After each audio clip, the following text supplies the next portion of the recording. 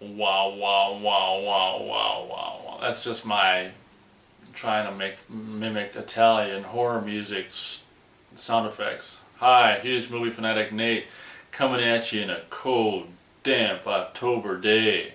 Pretty much more or less mid-October day.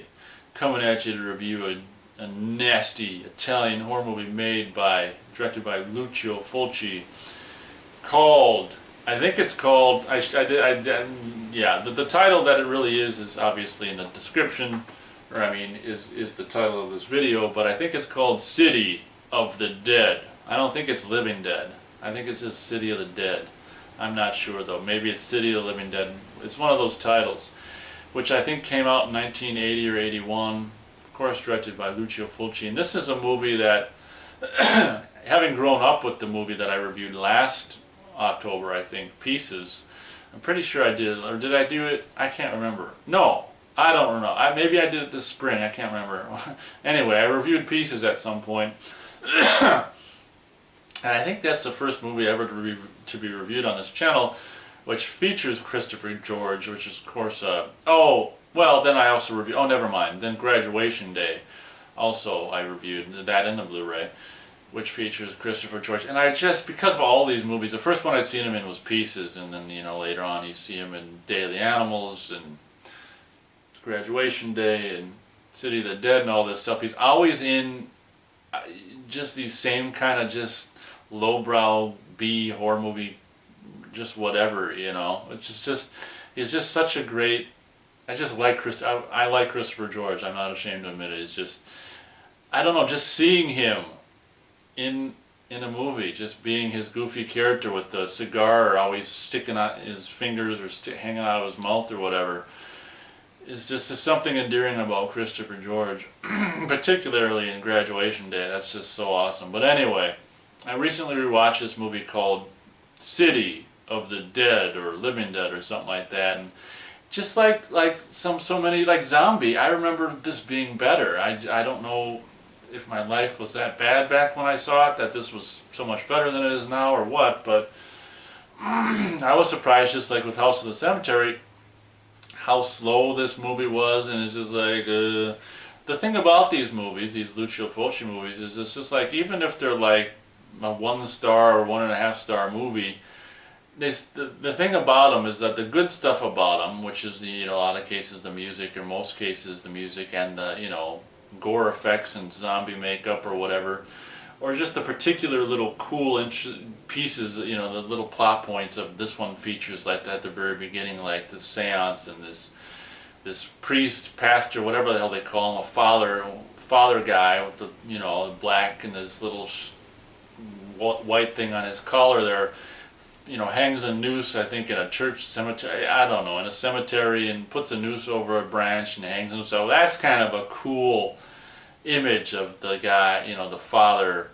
hanging himself. Just kind of a, again, sadistic Italian horror movie idea of just a priest or whatever the hell that is, pastor, hanging himself. Just like, whoa, talk about loss of faith, man. Hardcore. I mean, yeah. So, City of the Dead revolves around this seance at the beginning, and this woman who goes, as soon as he hangs himself or whatever, she's also featured in the Bob's mom in House by the Cemetery.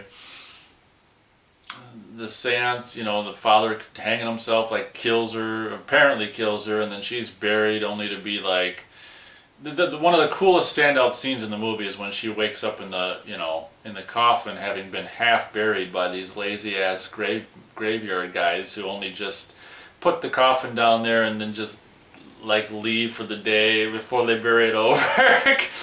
And Christopher George, complete with his stogie or whatever the hell you call it, you know, tobacco product, is, you know, this is a really suspenseful scene where she wakes up. It's a really well done scene where she wakes up and is just like trying to claw her way out, and he doesn't know if he hears screaming, you know, thumping from the thing or not, and there's planes and trains going by and they muffle the sound, and it's just like, fuck! It's kind of one of these movies where you're telling the screen, just go open the damn casket. Not that I've done that, but in my mind I probably thought that. And that's one of the standout scenes for me. Is just that, and then not only that, but then he's like, "Oh my God!" He screams when he realizes someone is in there, and he takes this pickaxe and just like just pokes a hole, jabs it in the, takes a swing and jabs a hole in the damn thing, and it's so cool because it's like it goes right by her face. It's like and then she'll take another jab and it'll be like. And that scene is really cool, like very Dario Argento-ish, you know, obviously Italian horror-ish, movie-ish. And that scene's that's one of the pretty much only scenes that I remember from this movie. Then I was hoping the scene was in this movie, which it is, where there's just nonsensical, just characters like this whatever, just bum who goes and sleeps in abandoned houses and back of people's cars and shit. I can't remember what his name is, but he ends up dying by this father. I don't know if he's a real rapist slash killer or if he's just got this rep of being a rapist slash killer, but he's this delinquent was supposed to have done something to this guy's daughter, and he was in the back of the car with his daughter. She was gonna let him smoke some pot or whatever, and Dad finds him in there, and the dad's like, "You murderer!" and brings him. He's fighting with them and brings him over to this thing. This drill accidentally gets turned on, and just like with the shard of wood in Zombie, we have this drag this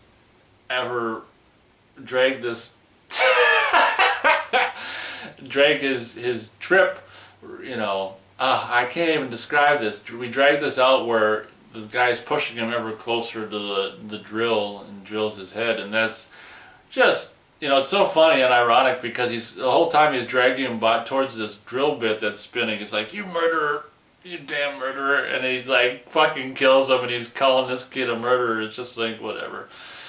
But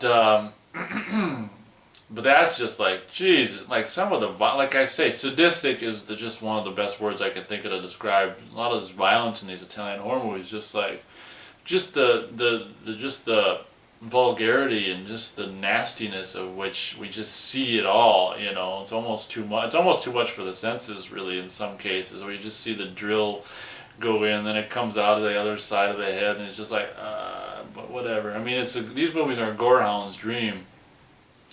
Again, it's just kind of like this humdrum pace of just like what's going on. Obviously, Christopher George makes it, for me, a little more enjoyable. Just having that enduring face and cigar image that I'm so fond of seeing in these early 80 horror movies and stuff. So I think we will go 1.5 stars for City of the Dead, or City of the Living Dead, or whatever the hell it's called. Just for being, you know, one of the sadistically nasty things about this movie is the thing where I like how like the image of the dead priest or whatever comes up, lit fantastically. They probably have makeup on him too, but lit fantastically from below, where these just look so spooky and nasty, and the expressions he gives is just like, But when he appears or whatever, and people look into his eyes or whatever, it makes him, there's a scene where it's just like so nasty, which I don't even know, you know, people really got to be sick to even come up with this shit, where basically this girl's like, her eyes, and it's done really well, where you can tell they have like tubes on the side of her eyes that kind of pump in blood, you know, and she's got to keep her eyes open, and the blood goes into her eyes, and it looks like it's coming out of her eyes, and it looks really good.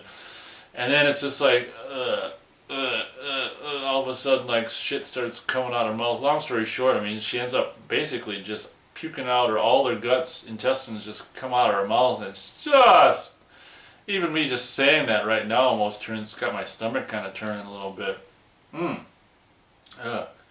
Keep it down, but oh my God, Italian horror, like I say, is just the most sadistically nasty shit ever. And just the idea of this, you know, this image of this guy, you know, this dead father priest person appearing, and just like people's eyes start bleeding and just like puking out their intestines is just nasty. So 1.5 stars for City of the Dead, or City of the Living Dead, or whatever the hell it's called. And just like always, I mean, or at least always that I've seen, it's got some fantastic classic Italian horror movie music.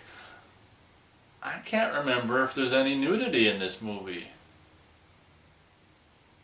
I don't know. I guess I can't remember. I know that chick who gets in the car who wants to give that delinquent some pot was kind of cute, but she's, you know, kind of hot, but she wasn't naked. unfortunately. I don't know if there's any nudity, so I don't know. But 1.5 stars, it's out of 4, of course. It's, there's a scene, a ridiculous scene where, like, Christopher George and 2 other people in this room, and just the window fly open and just maggots pour in, and so they have, like, probably, whatever kind of glue on their face, to to actually apply some live maggots to their face so it'll stick. You can tell they're only stuck to these glue parts on their face and stuff. Then they'll show the ground, which, in the house, which is completely covered with oh my god. Anyway, if you've got a problem with maggots, you better not watch this. I'll tell you that right now. So, that's my review of this particular movie. 1.5 stars out of 4. The fun stuff about it is fun, about these movies is really fun, but, I mean, in my opinion now, being just, I don't know, having rewatched some of these recently, it's just kind of like, I don't know, I don't remember them being this boring, but that's how I'm viewing them right now. So thank you very much for watching, and I'll catch you on the next review.